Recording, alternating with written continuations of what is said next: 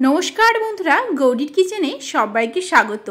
पयला बैशाख एलेई प्रत्येक बांगाली बाड़ीतेई स्पेशल किछु रान्ना हय, ताई आजके आमी निये चले एलाम चिंगड़ी पातुरिर एई रेसिपिटी। घरोया किछु उपकरण दिएई दारुण स्वादे आपनारा किन्तु एई रेसिपिटी बाड़ीतेई बानिये निते पारबेन। चलुन ताहले देरी ना करे चटपट करे देखे नेওয়া যাক आजके आमी किभाबे बानाई। एर जन्य प्रथमेई देखुन 250 ग्राम चिंगड़ी निये निয়েছি। एखाने चिंगड़ीटा किन्तु एकटु बड़ साइजेर निले खेते बेशी भालो हय। एबारे आमी एर मध्य प्रथमेई दिये दिচ্ছি एकटार अर्धेक लेबुर रस। एर साथेई दिये देब प्राय 1 टीस्पुनेर मतो नुन, तार साथे हाफ टीस्पुन हलुद गुड़ो। आपनारा चाइले এই সময় শুকনো লঙ্কার গুঁড়োটা দিতে পারেন, তবে আমি শুকনো লঙ্কার গুঁড়ো দেব না। সামান্য চিনি দিয়ে 5 মিনিটের জন্য ম্যারিনেট হতে রেখে দিলাম। অন্যদিকে একটা পেস্ট বানিয়ে নেব। তার জন্য প্রথমেই মিক্সিং বোলের মধ্যে দিয়ে দিলাম 1 টেবিল স্পুন গোটা সরষে, 1 টেবিল স্পুন গোটা পোস্ত, তার সাথে একটা কাঁচা লঙ্কা। এগুলোকে শুকনো অবস্থায় প্রথমে গুঁড়ো করে নিয়ে তারপরে সামান্য পরিমাণে জল দিয়ে আবারও একটা মিহি করে পেস্ট বানিয়ে নেব। ঠিক দেখুন এইভাবে পেস্টটা বানিয়ে নিতে হবে। এবারে এই পেস্টটাকে আমরা চিংড়ির মধ্যে দিয়ে দিচ্ছি। এখানে চিংড়ির পরিমাণটা আপনারা যেরকম নেবেন সেই পরিমাণে এই পেস্টটা তৈরি করে নেবেন। এখানে দেখুন আমি প্রায় 2 টেবিল স্পুনের মতো নারকেল নিয়ে নিয়েছি। নারকেলটাকে এবারে মিহি করে পেস্ট করে নেব। এইভাবে পেস্ট করে নিলে নারকেলে কোনো মোটা দানা থাকবে না। দেখবেন যখন পাতুরিটা বানাবেন তখন টেস্টটা ভালো আসবে। দেখুন একটা চামচ দিয়ে দেখিয়ে দিচ্ছি, ঠিক এইভাবে নারকেলটাকে গুঁড়ো করে নিতে হবে।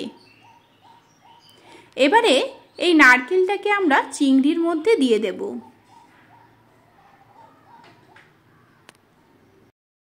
এখন আমরা হাত দিয়েই খুব সুন্দর করে এগুলোকে মেখে নেব এবং যতটা পারবো চিংড়ির ভিতরে এই গ্রেভিটাকে ঢুকিয়ে দেওয়ার চেষ্টা করব।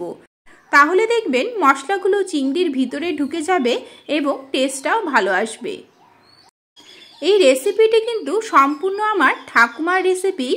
যখনই বাড়িতে এইরকম বড় বড় চিংড়ি মাছ আসতো তখনই কিন্তু তিনি ঠিক এইভাবেই চিংড়ি মাছের পাতুরি বানিয়ে দিতেন।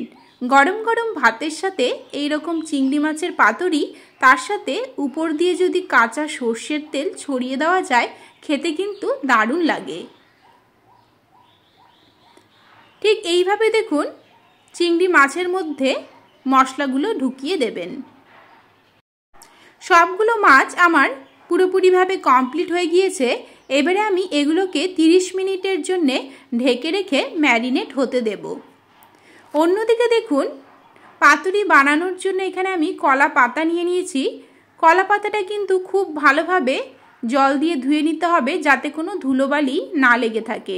আর দেখুন আমি যেভাবে সরু সরু করে কেটে নিয়েছি এইভাবে পাতাগুলোকে কেটে নিতে হবে। কাঁচা অবস্থায় কলা পাতাগুলো খুবই মরমরে হয়, যখনই ভাজ করতে নেবেন তখনই কিন্তু ভেঙে যেতে পারে। তাই এইভাবে গ্যাসের ওভেনের মধ্যে আমি কলা পাতাগুলোকে একটু পুড়িয়ে নিচ্ছি, তাহলে দেখবেন পাতাগুলো কিন্তু নরম হয়ে যায়, তখন ভাজ করতে কিন্তু কোনো রকম অসুবিধা হবে না। দেখুন আগুনে দেবার সাথে সাথেই একদম নরম হয়ে গিয়েছে। এবারে আমি আরেকটা পাতা আপনাদের ঠিক একইভাবে করে দেখাচ্ছি। দেখুন এইভাবে পাতাটাকে নিয়ে গ্যাসের উপরে দেবেন, কিন্তু পাতাটাকে চারপাশে ঘুরিয়ে ঘুরিয়ে সেঁকে নিতে হবে। এক পাশে খুব বেশিক্ষণ কিন্তু ধরে রাখবেন না, তাহলে পুড়ে যেতে পারে। আমি যেরকম চারপাশে ঘুরিয়ে ঘুরিয়ে পাতাটাকে সেঁকে নিচ্ছি ঠিক সেইভাবে চারপাশে ঘুরিয়ে ঘুরিয়ে সেঁকে নেবেন। খুব বেশি সময় লাগবে না, 3-4 মিনিটের মধ্যেই দেখবেন পাতাগুলো খুব সুন্দর করে সেঁকা হয়ে যায়। আর এইভাবে সেঁকে নিলে পাতার মধ্যে কোনো জীবাণু থাকলে সেটাও কিন্তু নষ্ট হয়ে যায়। এবারে আমি ঠিক একইভাবে সবগুলো পাতা সেঁকে নিচ্ছি। যে পাতাগুলো সেকে রেখেছিলাম সেখান থেকে দেখুন একটা পাতা আমি নিয়ে নিলাম। আর আগে যে আমি মাছগুলো ম্যারিনেট করে রেখেছিলাম সেখান থেকে একটা একটা করে মাছ নিয়ে আমি এই পাতার মধ্যে দিয়ে দেব। এবারে আমি এর মধ্যে কিছু গ্রেভিও দিয়ে দেব। গ্রেভিটা দিয়ে দিলে দেখবেন যখন ভাতের সাথে খাবেন তখন কিন্তু মেখে খেতে বেশ লাগে। এর সাথেই দিয়ে দিলাম একটা কাঁচা লঙ্কা। এবারে আমি পাতাটাকে দেখুন মুড়িয়ে নেব। এই পাতাটা কিন্তু আপনাদের সুবিধা মতো মুড়িয়ে নিতে হবে যাতে গ্রেভিটা বাইরে বেরিয়ে না আসে।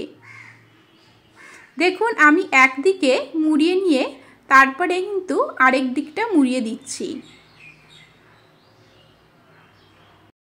এখানে আপনারা চাইলে পাতুরিটাকে সুতো দিয়ে বেঁধে নিতে পারেন। আমি কিন্তু সুতো দিয়ে আর বাঁধবো না, একটা কাঠি দিয়েই লাগিয়ে দেব। সুতো দিয়ে বাঁধতে গেলে অনেকটা সময় লেগে যায়, তাই আমি কাঠি দিয়েই আজকে আপনাদের করে দেখাচ্ছি। এতে চটজলদি হয়েও যায় আর কিন্তু খুলতেও খুবই সুবিধা হয়।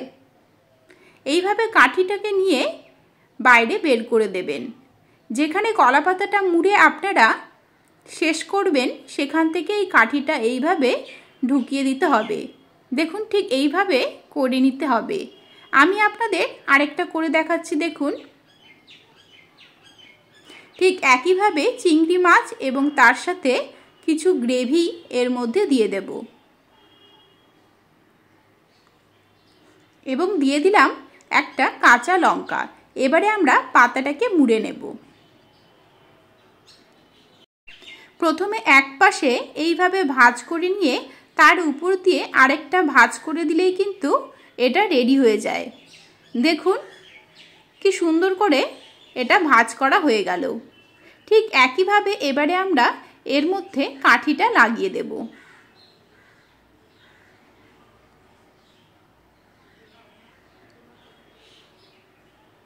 এই যে দেখুন এইভাবে কাঠিটা লাগিয়ে দিলে ভিতরের গ্রেভিটা কিন্তু বাইরে বেরিয়ে আসবে না এবং সিলটাও খুবই ভালো হয়। পাতুরি বানানোর জন্য প্রথমেই কড়াইয়ে কিছুটা তেল দিয়ে দিলাম।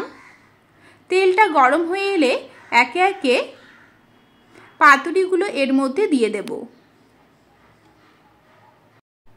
এবারে আমরা ঢেকে রেখে প্রথমে 10 মিনিটের জন্য মিডিয়াম ফ্লেমে হতে দেব।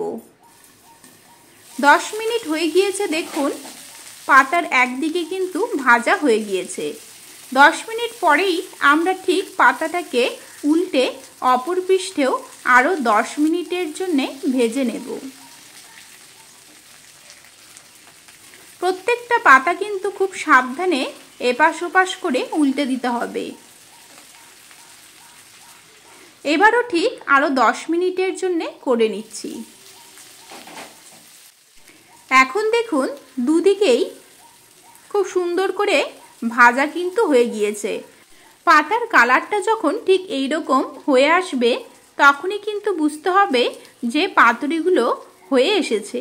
আমরা পাতুরিগুলোকে উল্টে নিয়ে অপর পৃষ্ঠে 2 মিনিটের জন্য রেখেই তারপরে কিন্তু নামিয়ে দেব। অবশ্যই আমি যেরকম ঢেকে ঢেকে এগুলো রান্না করে নিচ্ছি এইভাবে ঢেকে ঢেকে রান্না করবেন, তাহলে দেখবেন পাতার ভিতরে যে চিংড়ি মাছটা আছে সেই চিংড়ি মাছটা ভাপে কিন্তু খুব সুন্দর করে সেদ্ধ হয়ে যাবে। আমি মাছটাকে রাইসের সাথে পরিবেশন করেছি, আপনারা কিন্তু সাদা ভাতের সাথেও করতে পারেন। কলা পাতাটা আপনাদের খুলে দেখাচ্ছি যে ভিতরেরটা ঠিক কেমন হয়েছে। দেখুন এত সুন্দর করে ভাজাটা হয়ে এসেছে, ভিতর বাইরে পুরো কিন্তু কলা পাতাটার কালারটা চেঞ্জ হয়ে গিয়েছে। আর দেখুন চিংড়ি মাছ ভাজা হয়ে যাবার পর ঠিক যেরকম দেখতে হয় ঠিক সেরকমই হয়েছে।